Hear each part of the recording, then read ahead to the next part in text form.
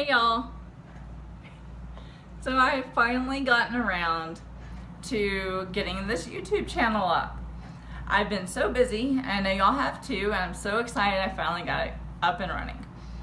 This channel is going to be history rants, and then rants within rants within rants.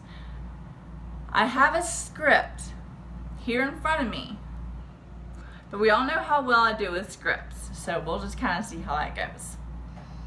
I'm actually recording this first rant in Salt Lake City, Utah. My hubby is at a conference, and I thought, what can I do while I wait for him? I can rant.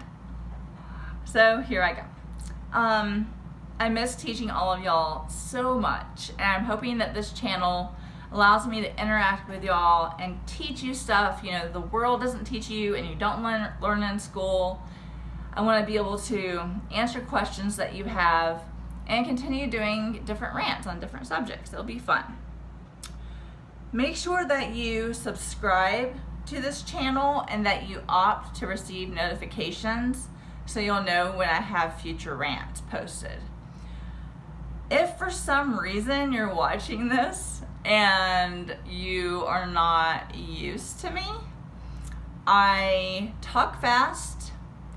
I usually have a bit of an accent, so I say some words funny. And I'm from Texas, and you'll get used to me eventually. Okay, Facebook page that I made for y'all, red flag, red flag. Y'all said that you wanted me to do my first rant for about 15 minutes, so I'll do my best. And that you wanted it to be on the subject of why JFK was killed. So, on the subject of why JFK was killed, that could take 1,000 rants. But I will do my best to kind of give you a quick summary and some stuff to think on today. Let's get started. Why on November 22nd, 1963 was JFK assassinated in Dallas, Texas? Well, the why JFK was killed depends a lot on who killed him. So let's just take a look at some of those possibilities.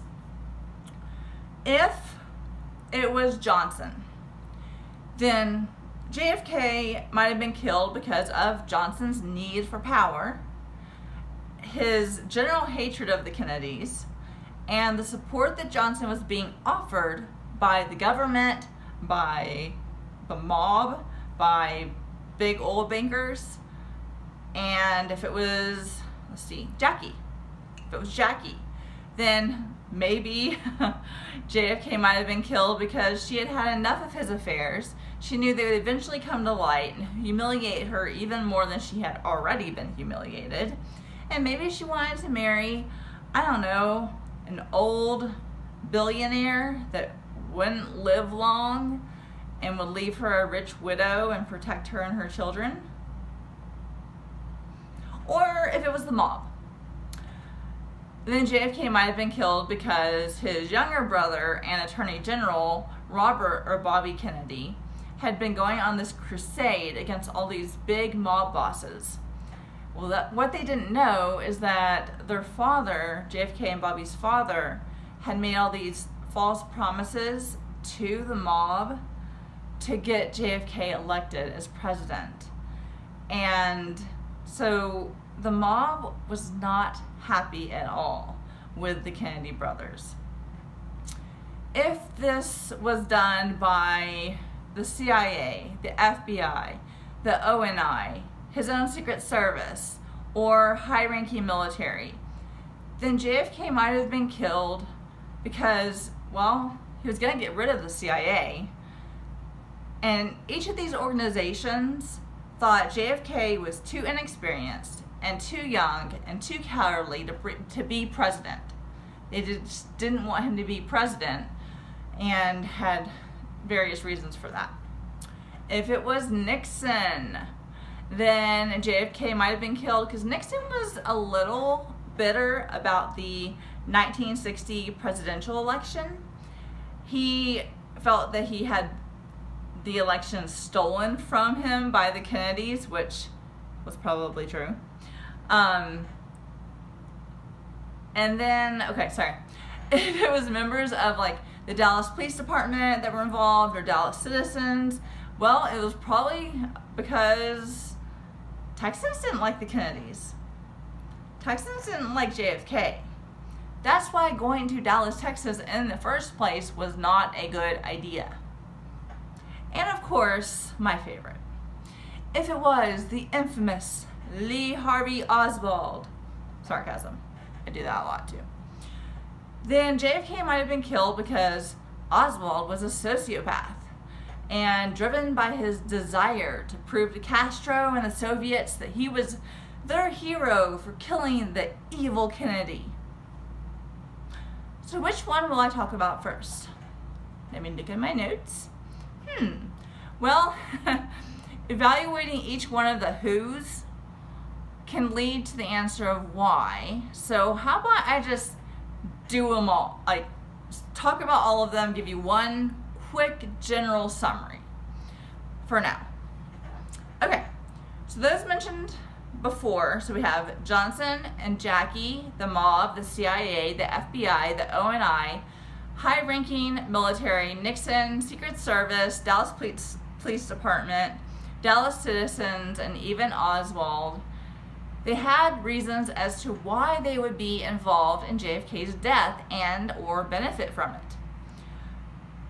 One of the many things you need to understand when you're looking at the why he was killed was what was going on in 1963.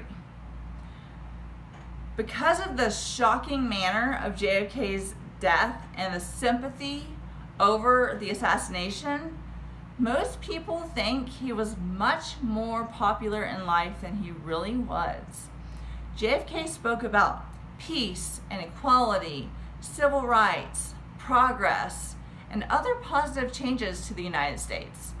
However, before his death, JFK's approval rating was dropping very quickly and was clinging to a mere 58% approval rate the week before his death. JFK did give some hope to those looking for progress, equality, and change, but there were no real changes until after JFK's death. It was JFK's death that allowed Johnson to push these acts such as like the Civil Rights Act and the Voting Rights Act, push these acts through Congress so quickly. If JFK had tried to do that, he would have had a lot of pushback from Congress because, well, Congress didn't like the young Kennedy. The government was not being run by young, energetic, progressive men or women. Everyone was against JFK. His own government was against him. Much like Caesar. Everyone knew they were against him, and they were plotting in silence in the background. And, well, we know how well that turned out for Caesar and JFK. Both not good. So, if JFK had not been killed, acts, like I mentioned before, the Civil Rights Act, the Voting Rights Act, might not have gone through so fast. Kind of makes him a martyr. Alright, another important thing that you need to understand about 1963 was the conflict and the confrontations going on between the United States and the Soviet Union. It was dominating politics in 1963.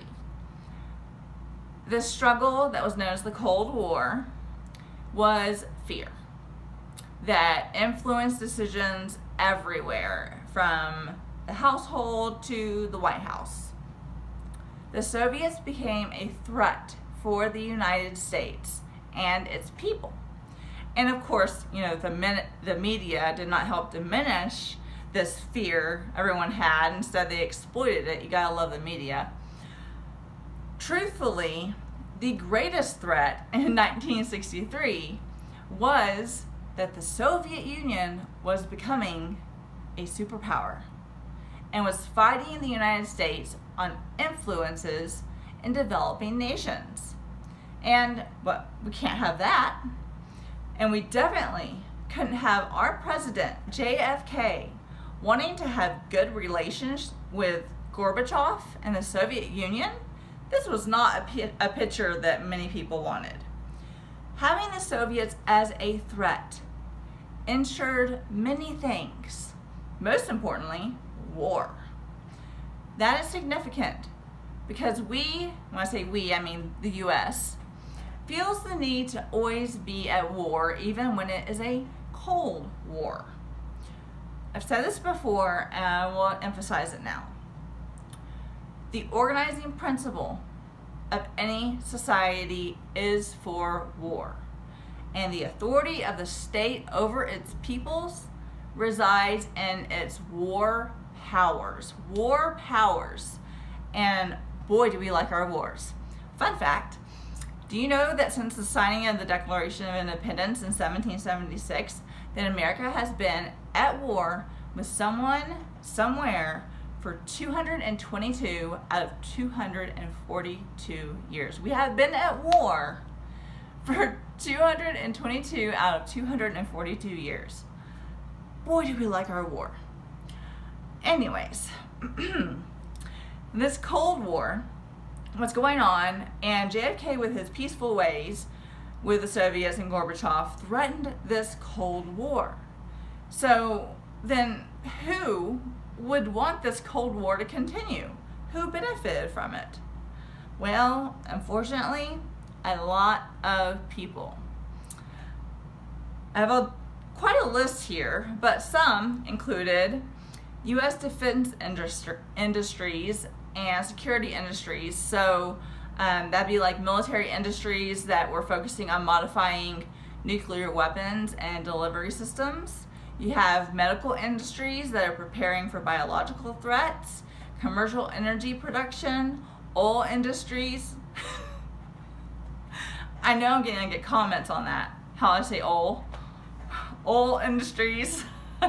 And of course, politicians whose highest priority was money and power, no matter what the cost was to others, even the President of the United States.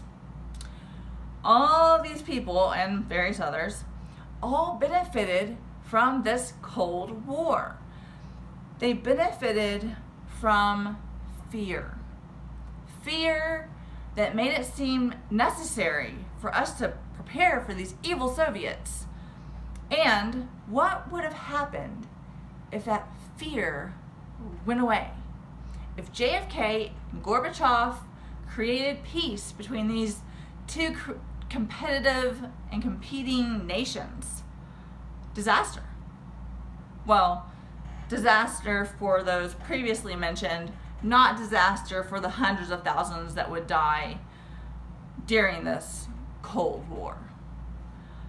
So JFK wanting peace could have been a large part of why, oddly enough, many wanted him dead. Peace? What? Can't have peace. Oh no. Speaking of war and peace, as far as the Vietnam War goes, even though JFK has sent thousands, I think it was like 16,000 agents to Vietnam by November of 1963, it wasn't until Johnson was president that the Vietnam War became bad. Very bad and long. Very long. Very long, very bad. That's for a whole other rant, so I'll stop there. And that's just part of this dark circle of death that brings us back to the idea of we need war. An idea that so many had at this time in 1963 and today, but we're talking about in 1963. The idea that we need war was an idea that JFK did not have, but it was an idea that his vice president, Lyndon Johnson, did have.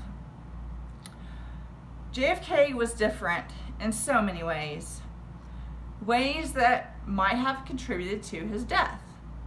JFK learned the hard way that it's risky to fight the big guys, to switch things up, to stir the pot. Because if you do, well, let's just say it didn't turn out so well for JFK.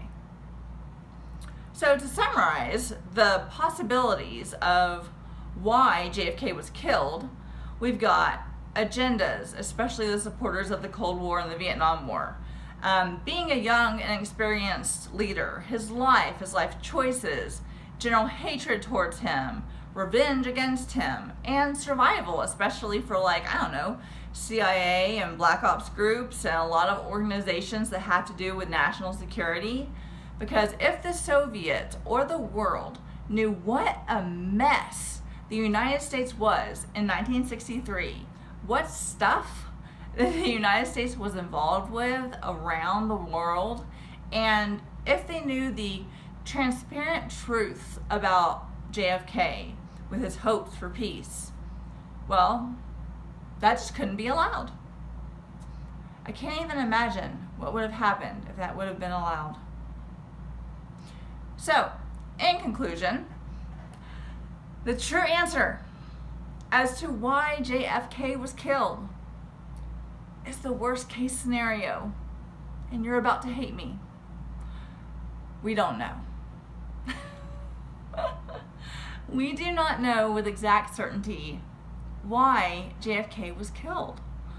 And you need to remember that the why has a lot to do with who you're investigating that actually did it or was involved in his death. But maybe keeping parts of JFK's death a mystery, like why he was killed, maybe it's actually a contribution. Maybe the mystery contributes to JFK's legacy and remembrance.